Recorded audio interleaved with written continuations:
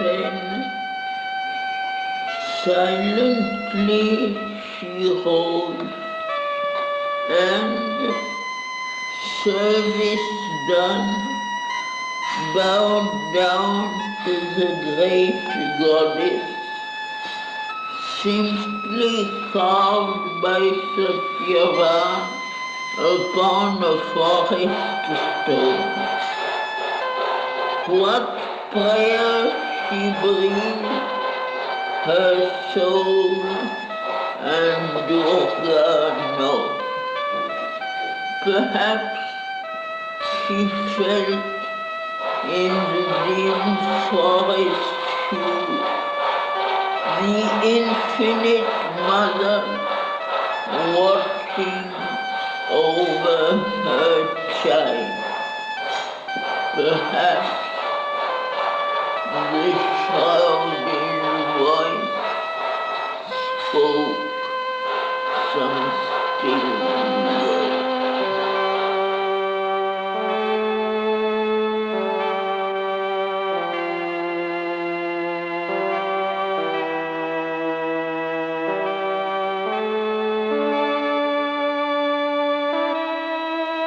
At last she came to the pale mother queen.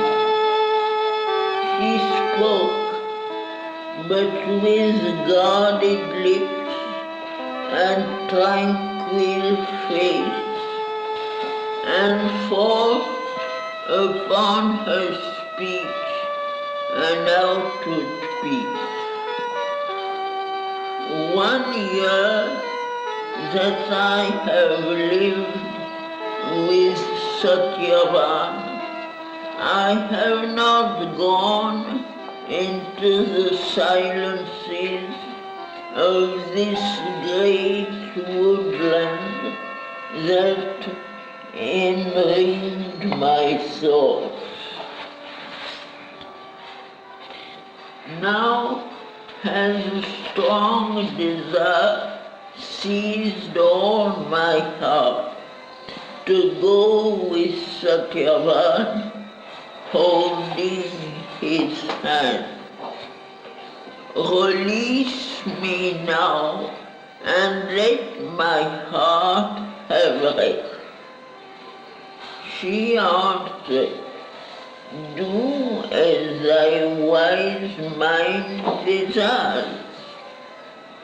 O calm child sovereign, with the eyes that rule.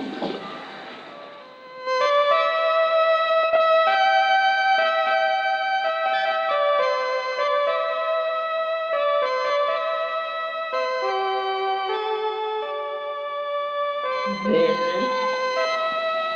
the doomed husband and the woman who knew went with linked hands into that solemn world where beauty and grandeur and unspoken dream, where nature's mystic silence could be felt, communing with the secrecy of God.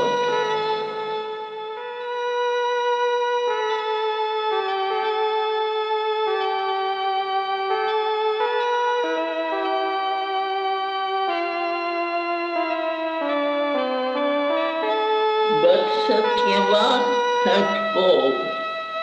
He meant to finish his labor here, that happy, linked, uncaring,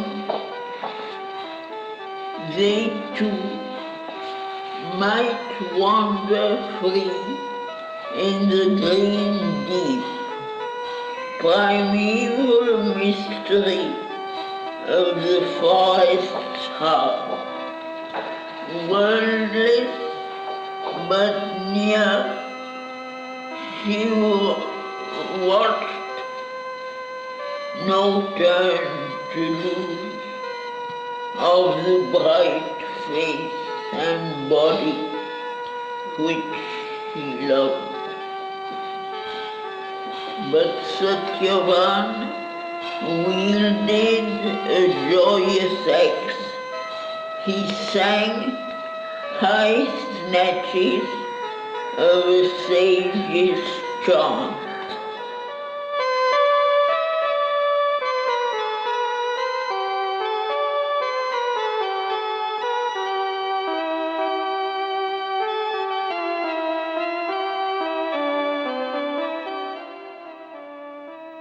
But as he worked, his doom upon him came. Now the great woodsman hewed at him, and his labor ceased. Lifting his arm, he flung away the poignant axe. Far from him, like an instrument of pain, she came to him in silent anguish and clasped. And he cried to her, "Sawitri, a pang cleaves through my head and breast, as if the axe were piercing it and not the living branch."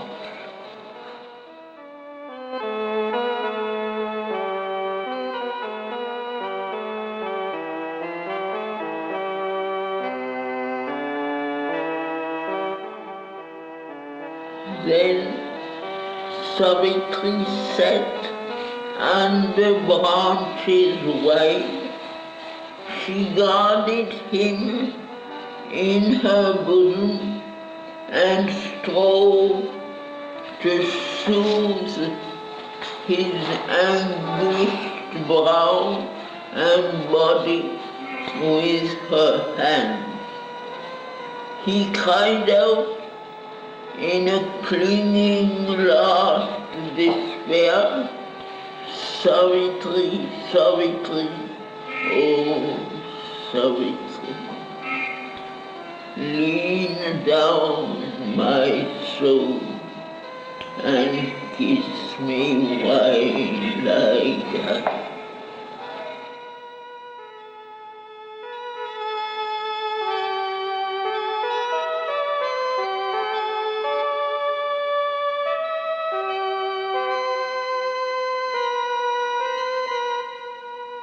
And even as her pallid lips pressed his failed, losing last sweetness of response. His cheek pressed down her golden arm. She sought his mouth still with her living mouth, as if she could persuade his soul back with her kiss. Then grew aware they were no more alone. Something had come there, conscious, vast, and she knew that visible death was standing there, and Satyavan had passed from her embrace.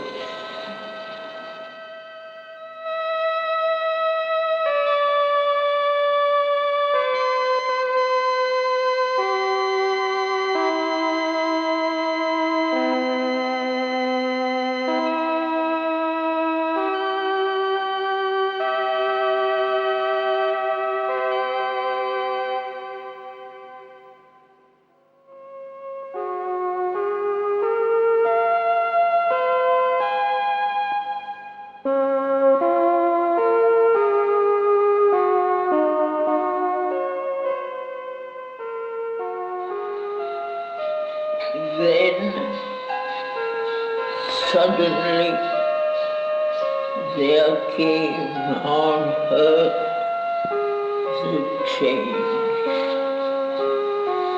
which in tremendous moments of our lives can overtake sometimes the human soul and hold it up towards its luminous source. The veil is torn, the thinker is no more, only the spirit sees and all is known. Then a calm power seated above our world is seen unshaken by our thoughts and deeds. Its stillness bears the voices of the world. Immobile, it moves nature, looks on life. This, in a moment's depth, was born in her.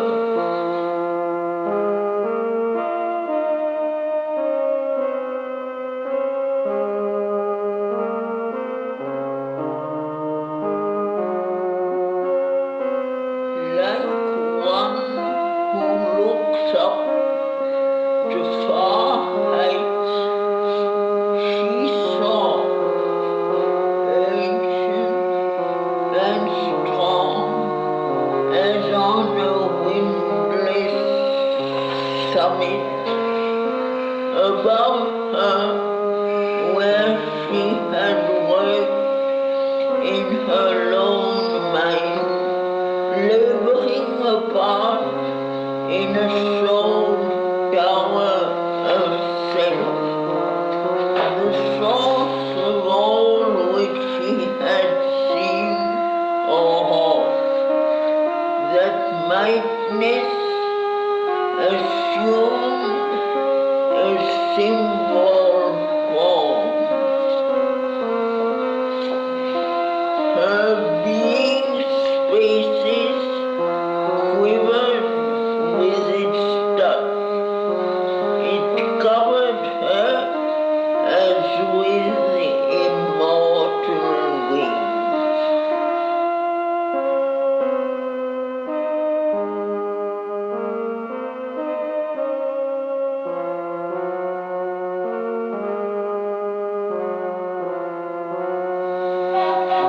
All in her mated with that mighty hour, as if the last remnant had been slain by death of the humanity that once was hers.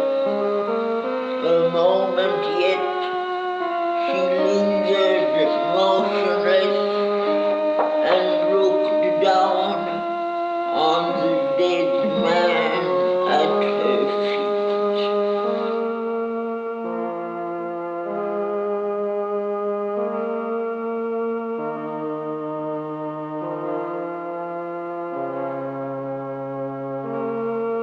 Then, like a tree recovering from a wind, she raised her noble head, fronting her gaze.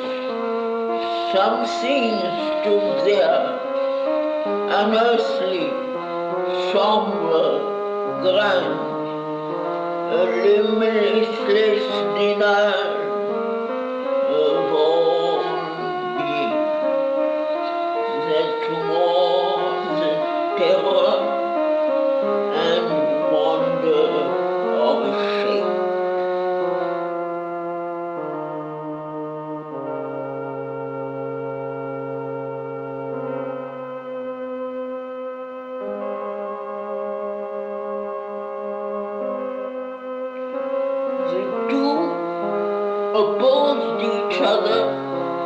with their height.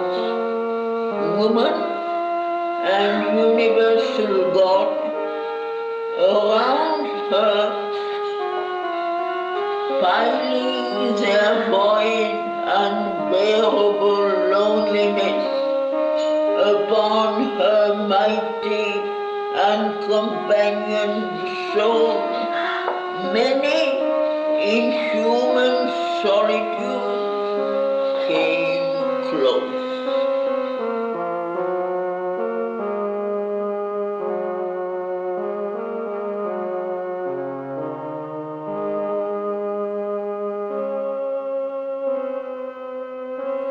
The dim and awful Godhead rose erect from his brief stooping to his touch on earth, and like a dream that wakes out of a dream, forsaking the poor mold of that dead clay, another luminous Satyavana rose, starting upright from the recumbent earth, as if someone over viewless border stepped, emerging on the edge of unseen worlds.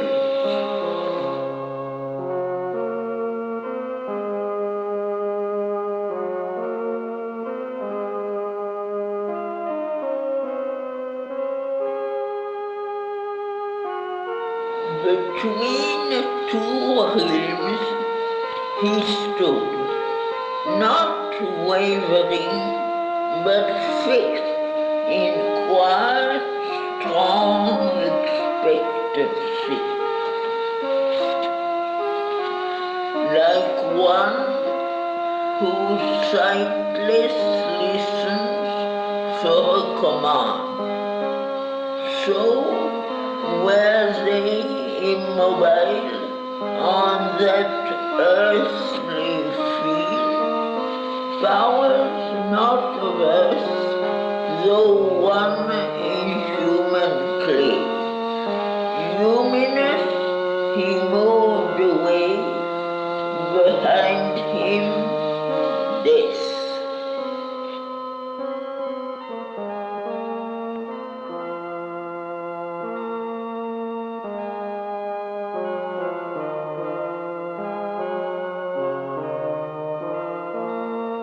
Into a deep and unfamiliar air, enormous, windless, without stir or sound. They seem to enlarge away, drawn by some wide, pale distance from the warm control of earth, and her grown far now they would escape. Then flaming from her body's nest, alarmed, her violent spirit soared at Satyavana.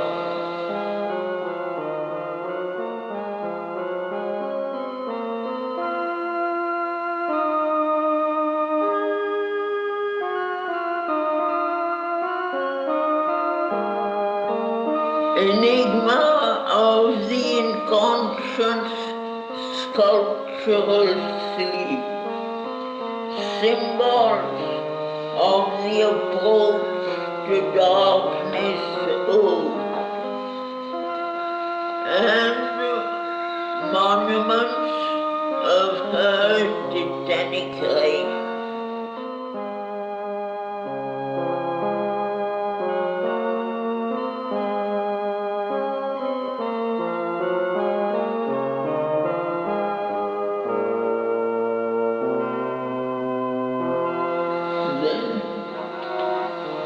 as a chill-sear heavy line arrived, where his feet touch the shadowy march's brink.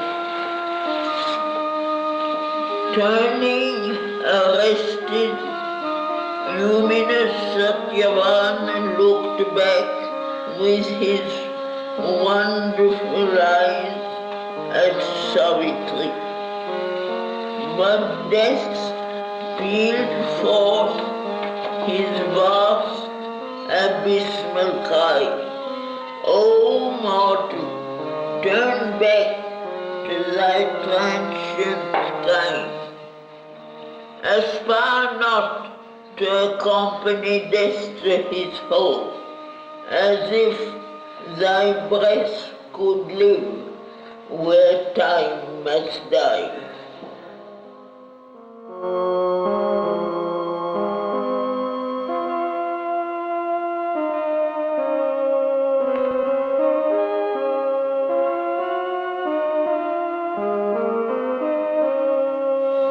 Still, like a statue on its pedestal, lone in the silence and to vastness bare,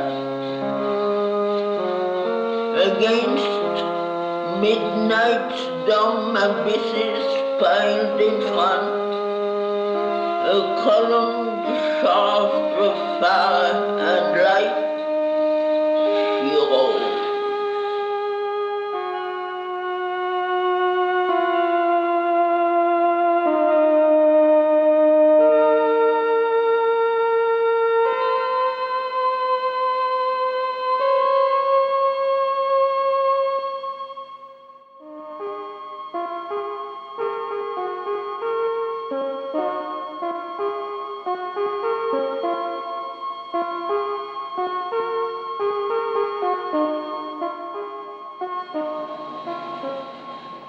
The woman first affronted the abyss, daring to journey through the eternal night. Armored with light, she advanced her foot to plunge into the dread and shoeless vacancy.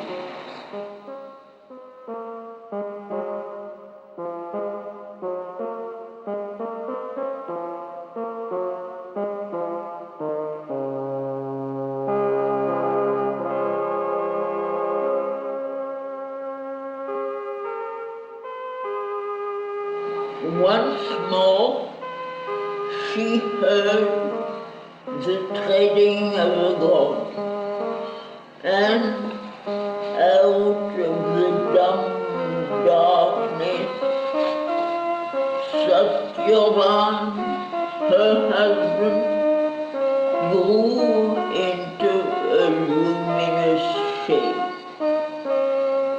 This mission to the night, his lethal call. This is my silent, dark immensity, entombing the vanity of life's desire. Hast thou beheld thy thoughts, O transient heart, and known from what the dream thou art was made?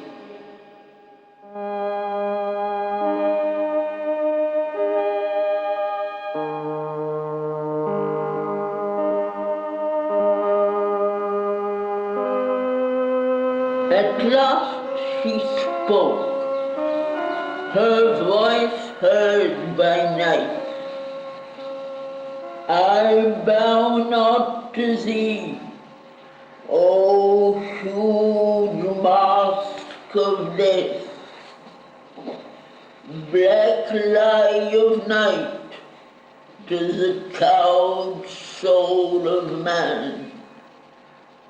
Conscious of immortality, I walk First, I demand whatever Satyavana, my husband, waking in the forest charm, out of his long, pure childhood's lonely dreams, desire, and had not, for his beautiful life, give, if thou must, or if thou canst refuse.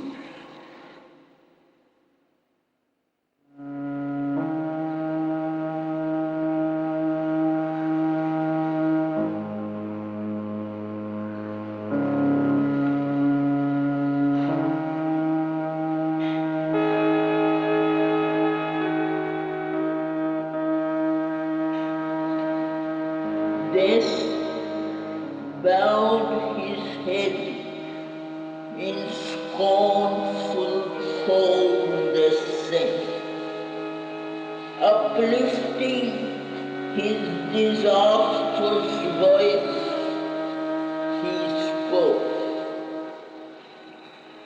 I yield to his blind father's longing heart, kingdom and power and friends and greatness lost and royal trappings to his peaceful age, the pallid pomps of man's declining days, the silver decadent glories of life's fall.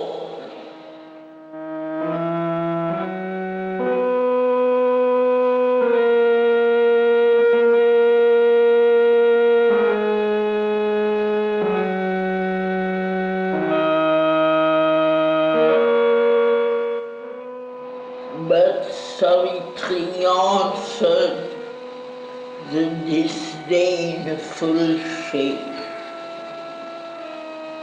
World spirit, I was thy equal spirit born. I am immortal in my mortality. I tremble not before the immobile gaze of the unchanging marble hierarchies that look with the stone eyes of law and faith. My soul can meet them with its living fire. Wherever thou leadst him, soul, I shall pursue.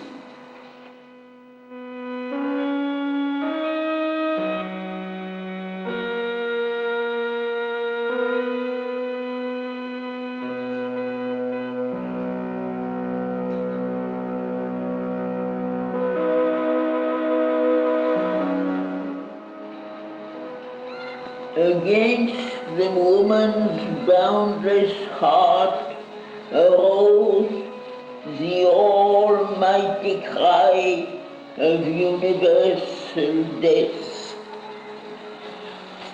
Hast thou got wings or feet that tread my stars?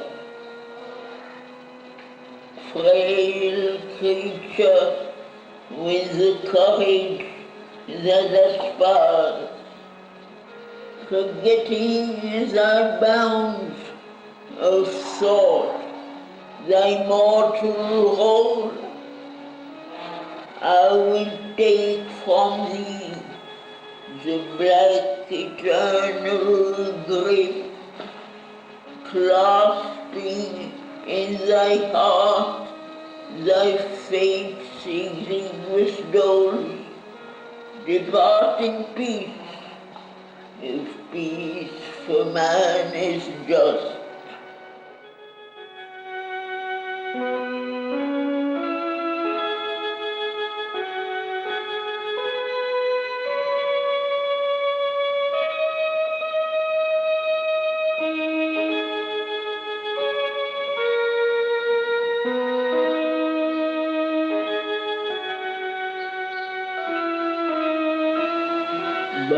Savitri answered, meeting scorn with scorn, the mortal woman to the dreadful Lord. Who is this God, imagined by thy night, contemptuously creating worlds disdained? Who made for vanity the brilliant stars? Not he who has reared his temple in my thoughts and made his sacred floor my human heart. My God is will and triumphs in his path. My God is love and sweetly suffers all. Love's golden wings have power to fan thy void. The eyes of love gaze star-like through death's night. The feet of love tread naked hardest world.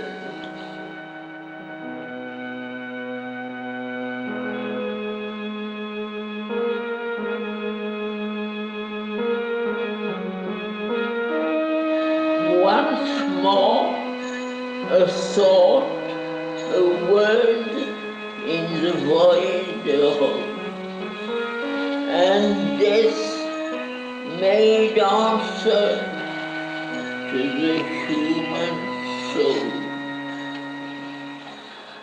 Wilt thou claim immortality, O heart, crying against the eternal witnesses that thou and he are endless powers and lost? Death only lost, and the inconstant void. All from my depths are born, they live by death. All to my depths return, and are no more. I, death, am the one refuge of thy soul.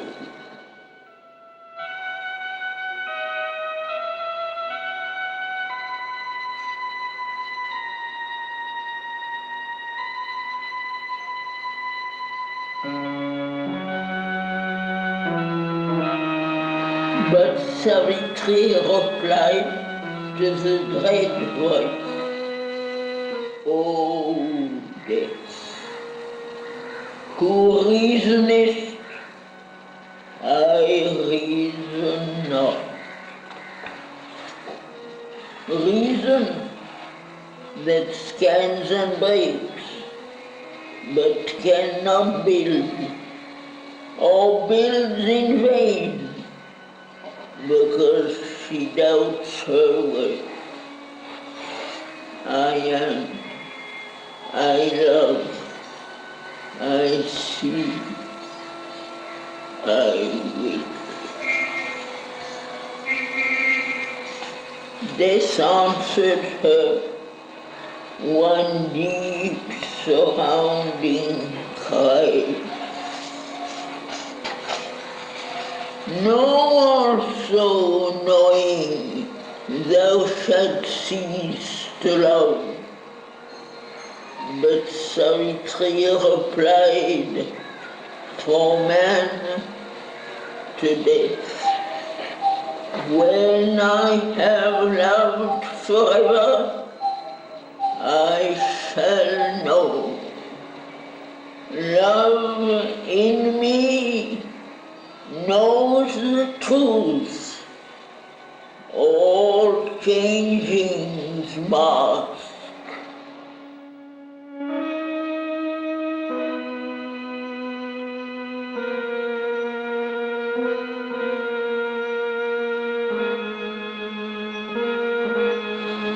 Like one disdaining violent, helpless words from victim lips, death answered not again. He stood in silence and in darkness wrapped, half seen in cloud appeared the somber face. Night's dusk star was his matted hair, the ashes of the bar his forehead sun.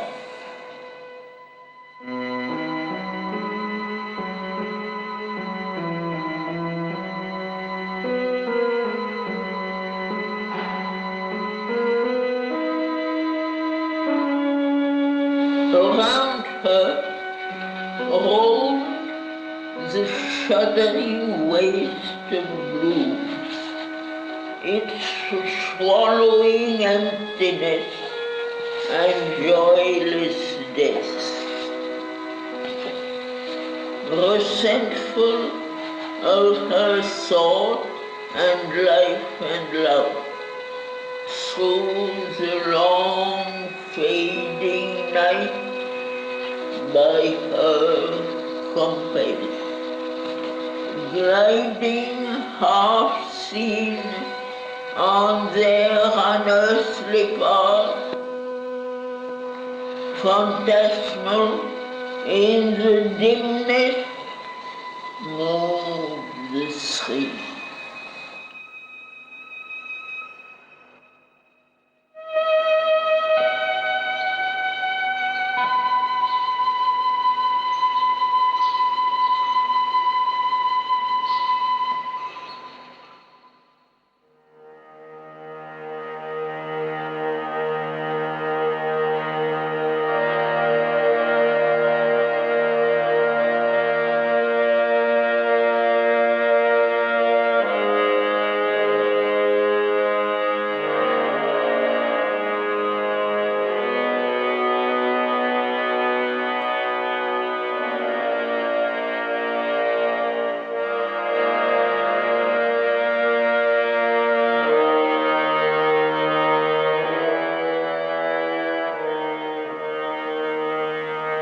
Night is not our beginning, nor our end.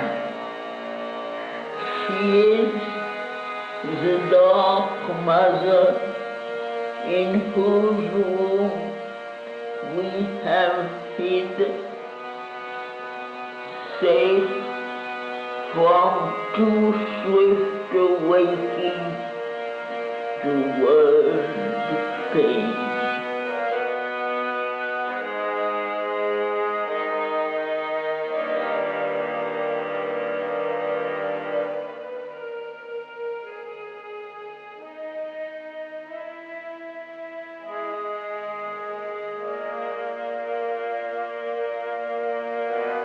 Assailed in the sovereign emptiness of its reign, the intolerant darkness came and drew apart,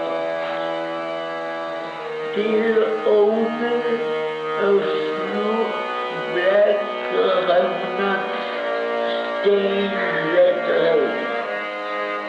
But on a fading age of dumb lost space, still a great dragon body sullenly loomed. Adversary of the slow struggling dawn, defending its ground of tortured mystery. It trailed its coils through the dead martyrized air, and curving fled down a grey slope of time.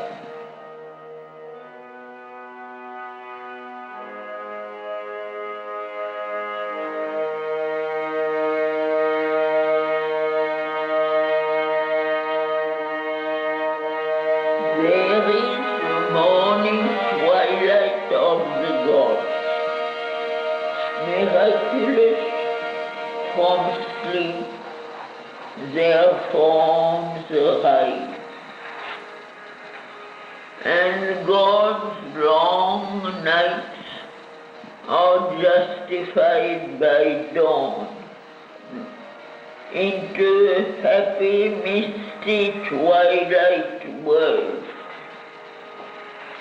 where all ran after light and joy and love. She slipped there far off, rapturous, drew more close.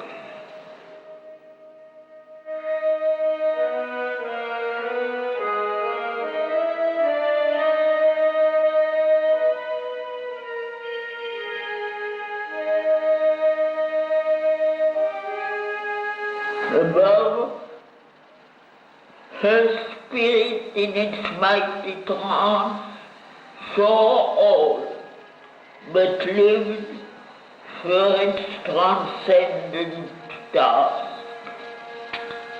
Immutable like a fixed eternal star.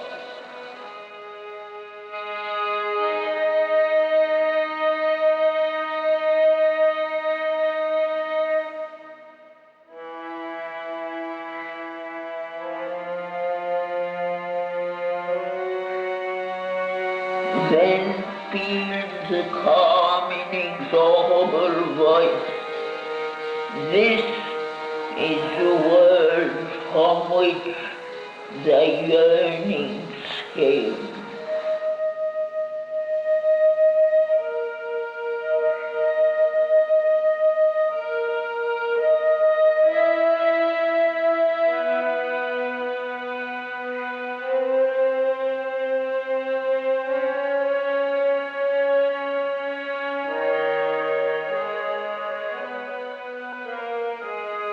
But Savitri answered to almighty death. O death, I have triumphed over thee within.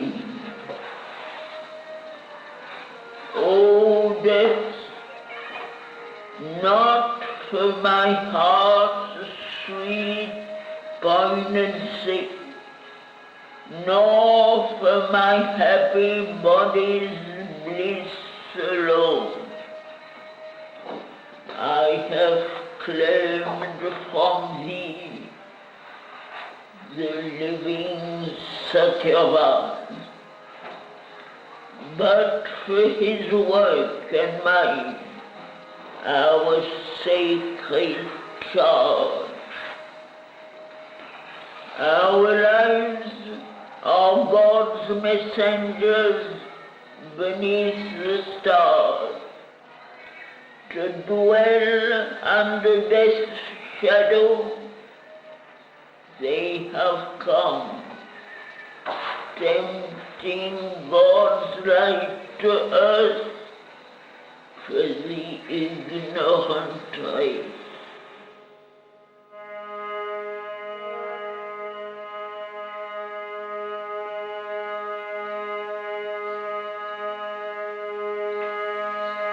But to the woman, death, the god, replied, O human face, put off mind-painted masks.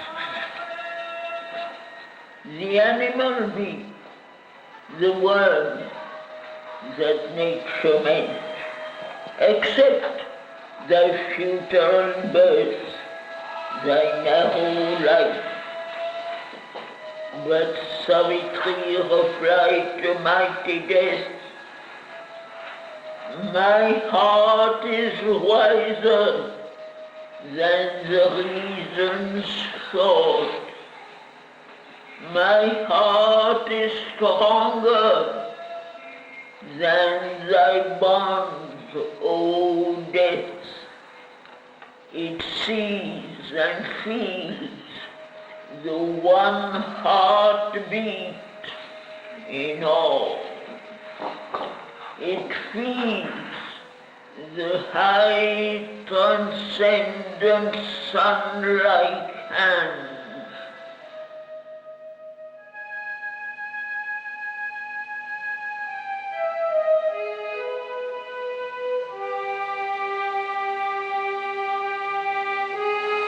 Death bowed his sovereign head in cold assent. I give to thee, saved from death and poignant fate, whatever once the living Satyavan desired in his heart for Savitri. Return, O child, to thy forsaken earth. But Savitri replied, thy gifts resist. Earth cannot flower if lonely I return.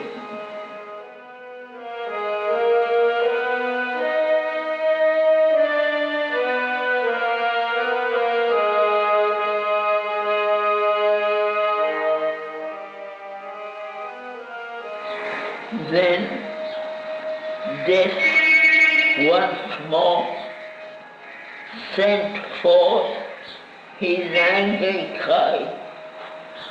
What knowest thou of earth's rich and changing life? Who thinks that one man did, all joy must cease? But Savitri replied to the vague God, give me back Satyavan, my only Lord. Thy thoughts are vacant to my soul that feels the deep eternal truth in transient things. Thus, with armed speech, the great opponent told.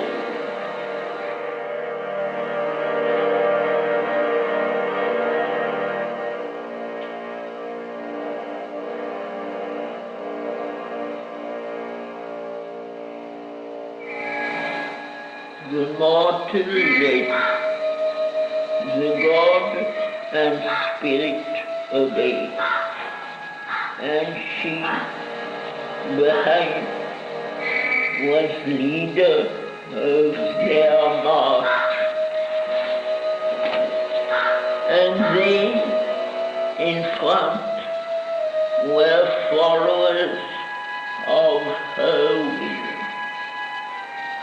Death walked in front of her, and Satyavan in the dark front of death, a failing star. Above was the unseen balance of his fate.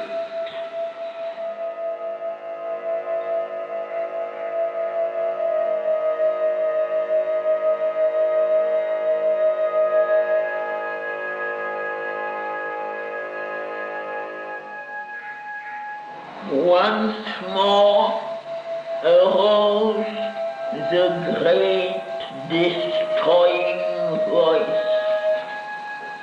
Behold the figures of this symbol ring. Its solid outlines of creative dream, inspiring the great concrete tasks of earth. Where nature changes not, man cannot change. Hope not to call God down into his life. How shalt thou bring the everlasting here? There is no house for him in hurrying time.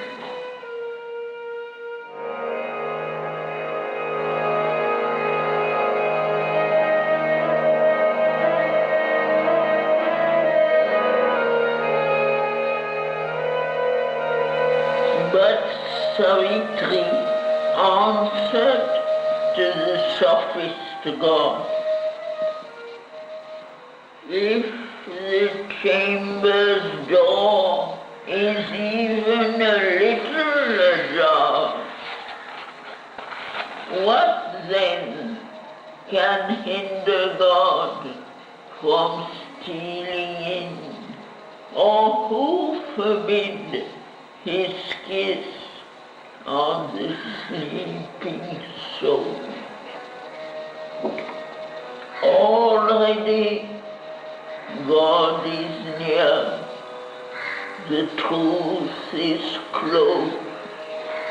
A lonely freedom cannot satisfy a heart that has grown one with every heart. I am a deputy of the aspiring world. My spirit's liberty I ask for all.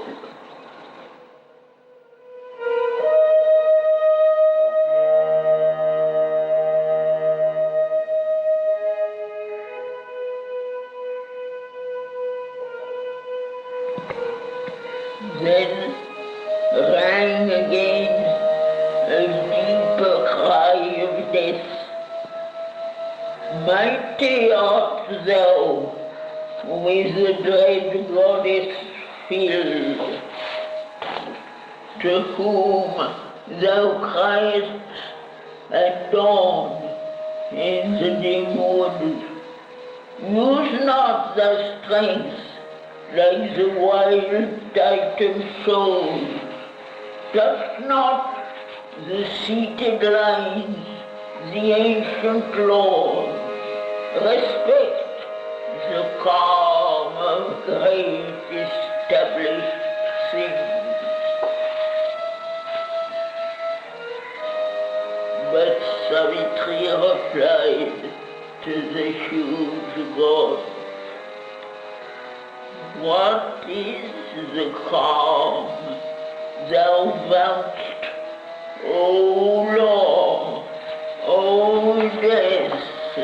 I trample on thy law with living feet, for to rise in freedom I was born.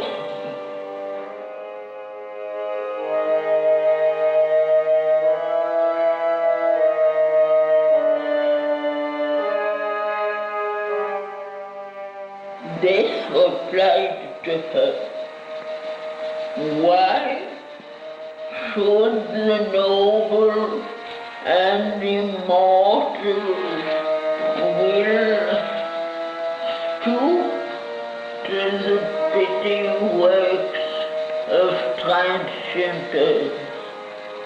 Freedom forgotten and the eternal spark.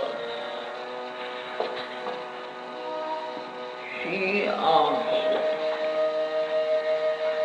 straight I trample on the road, the strong hand choose for me, which planned our path.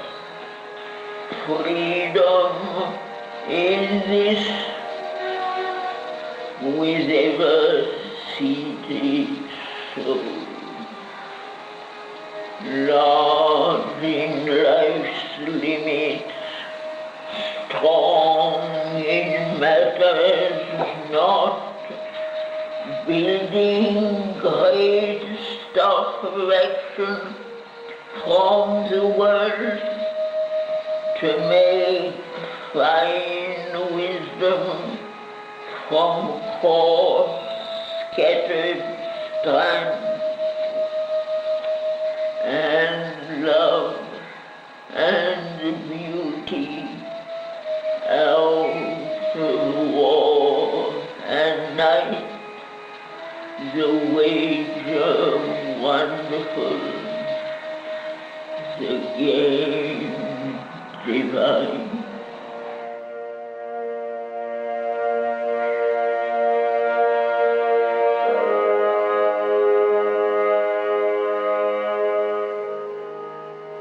Immutable, death's denial met her cry. All things hang here between God's yes and no. Two powers, real but to each other untrue. Two concert stars in the mooned night of mine,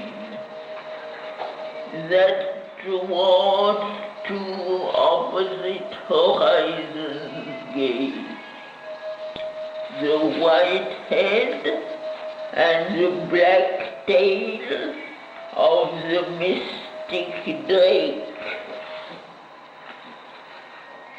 the swift and the lame foot, wing strong, wing broken, sustaining the body of the uncertain world, a great surreal dragon in the sky.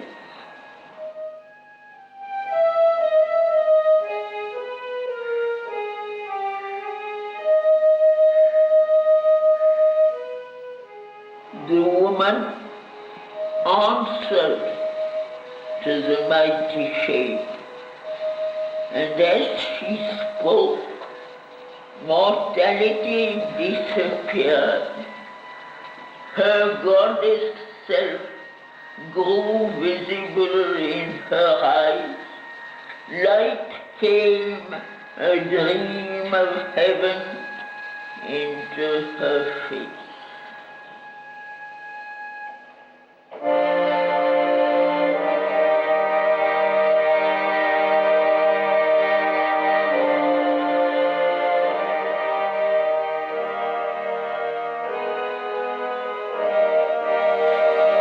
Summit mind or radiant altitude, exposed to the luster of infinity. Outskirts and dependencies of the house of truth, a cosmic thought spreads out its vastitude. Its smallest parts are philosophies challenging with their detailed immensity.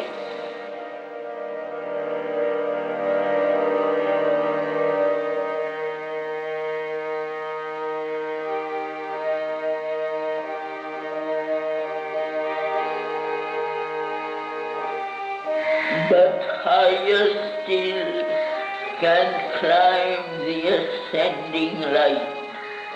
There are vast vision and eternal suns, oceans of an immortal luminousness, flame hills assaulting heaven with their peaks.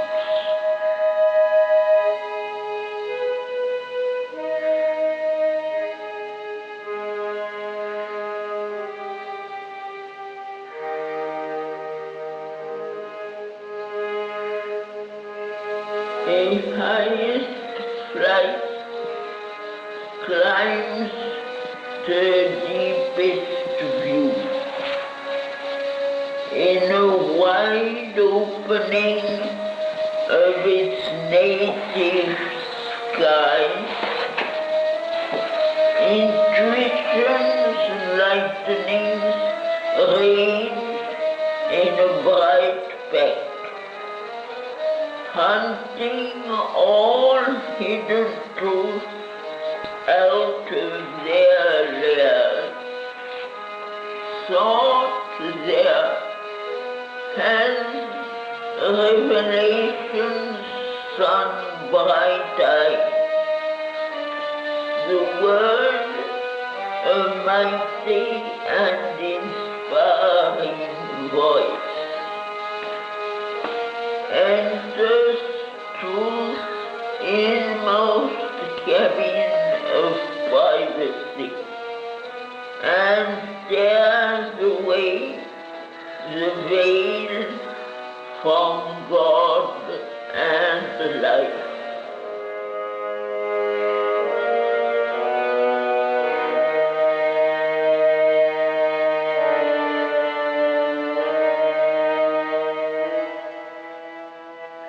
Then stretches the boundless finite's last expanse, the cosmic empire of the overman, time's buffer state bordering eternity, too vast for the experience of man's soul. All here gathers beneath one golden sky. There is the Godhead's universal gaze, and there the boundaries of immortal mind.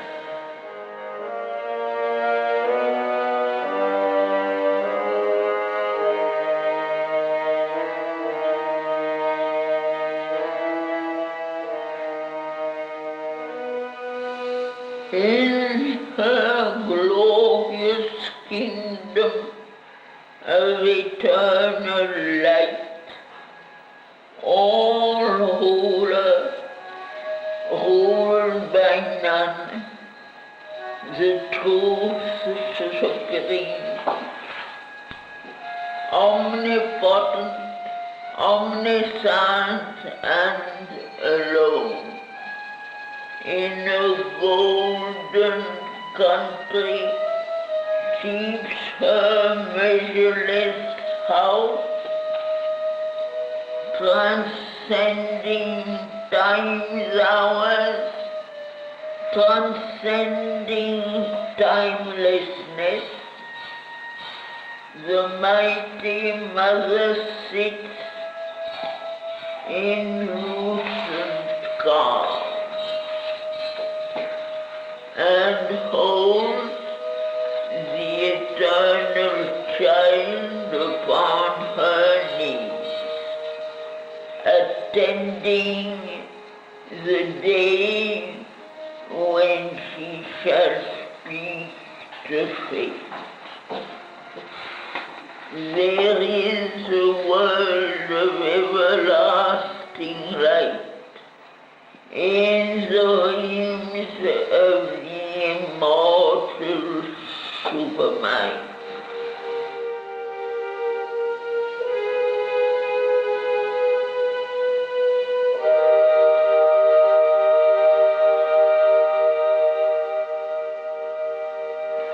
O death, if thou couldst touch the truth supreme, thou wouldst grow suddenly wise and cease to be.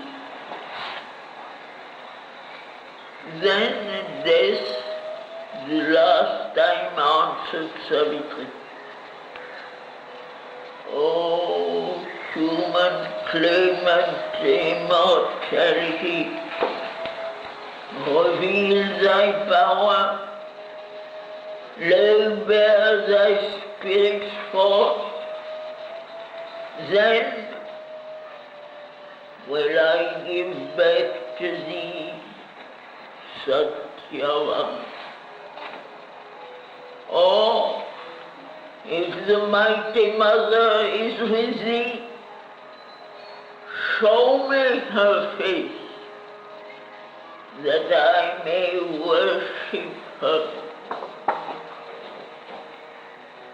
Let deathless eyes look into the eyes of death, an imperishable force touching brute things,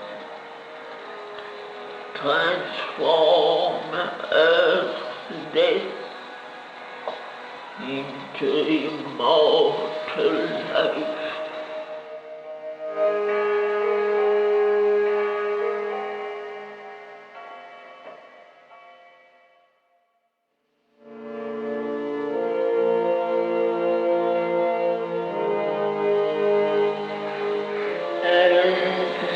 Savitri looked on death and answered not. A mighty transformation came on her. A curve of the calm hotel of far heaven descending into earth's humility. Her forehead span vaulted the omniscience gaze. Her eyes were two stars that watched the universe.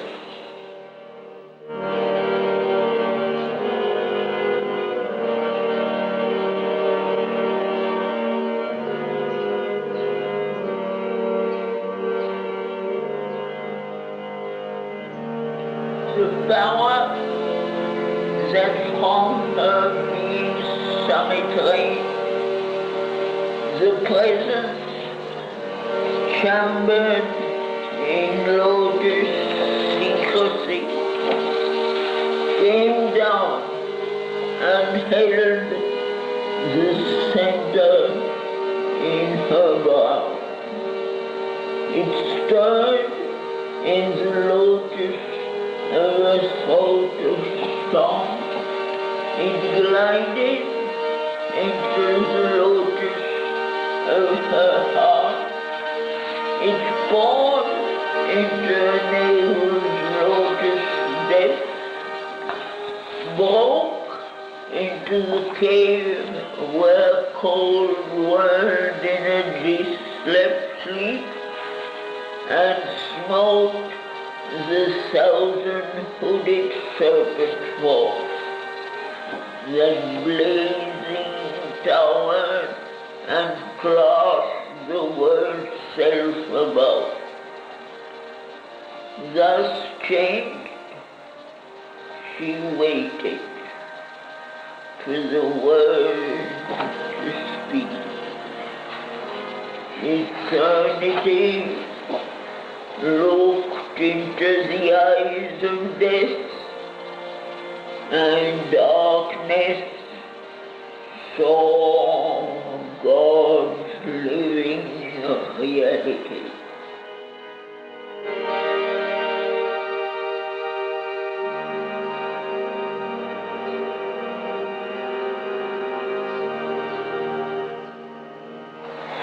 Then a voice was heard that seemed the stillness said, I hail thee, almighty and victorious death,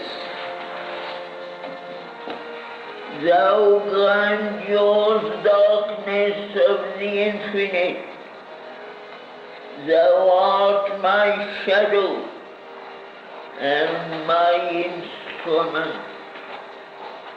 Relieve the radiant God from thy black mask. Release the soul of the world called Satyava.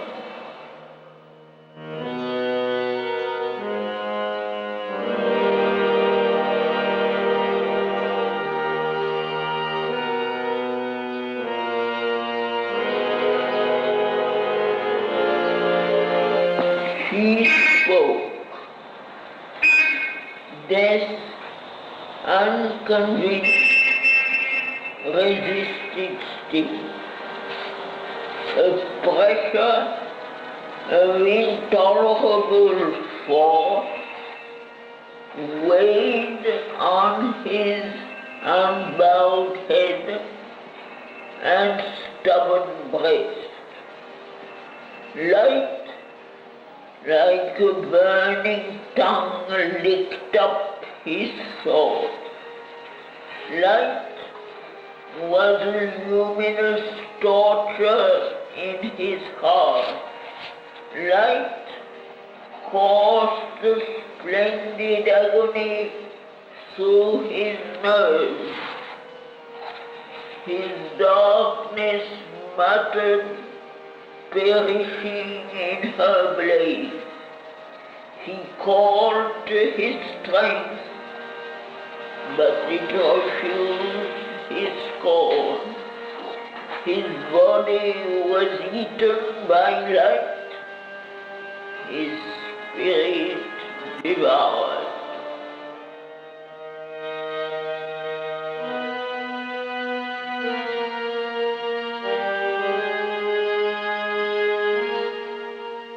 Afar he fled,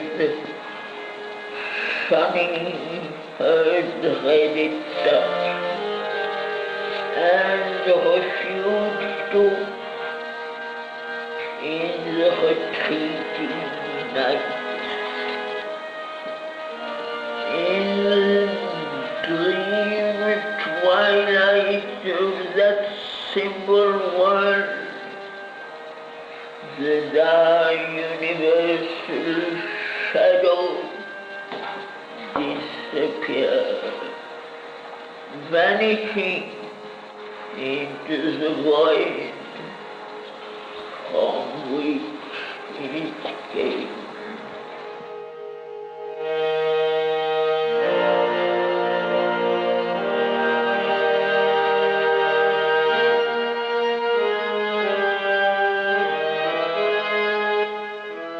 As if deprived of its original force, the twilight realm passed fading from their souls, and Satyavan and Savitri were alone. But neither stirred. Between those figures rose a new invisible and translucid wall. In the long black moments forth, nothing could move. All waited on the unknown